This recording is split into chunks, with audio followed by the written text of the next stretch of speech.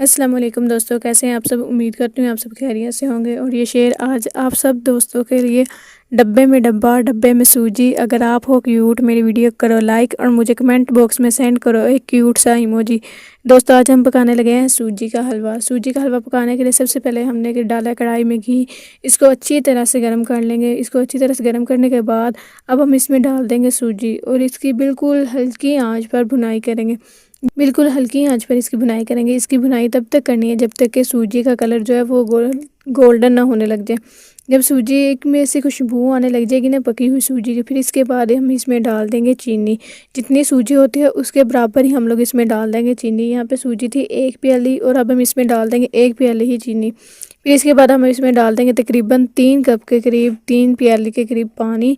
और इसमें को हम अच्छी तरह से इसमें चमचा हिला लेंगे। इसको अच्छी तरह से मिक्स करने के बाद अब हम इसमें को थोड़ी देर के लिए इसके ऊपर ढक्कन दे देंगे। ढक्कन को उतारने के बाद अब हम इसमें मुसलसल चमचा हिलाते रहेंगे जब तक कि इसका पानी जो है ना वो थोड़ा सा और ज़्यादा खुश्क ना हो जाए। सबसे लास्ट में हम इस पर गार्निश कर देंगे ड्राई फ्रूट। हलवा हो गया तैयार। अगर आपको मेरी वीडियो पसंद आई हो, मेरी वीडियो को लाइक और मेरे यूट्यूब चैनल देसी जायका ऑफिशियल को सब्सक्राइब ज़रूर कीजिएगा।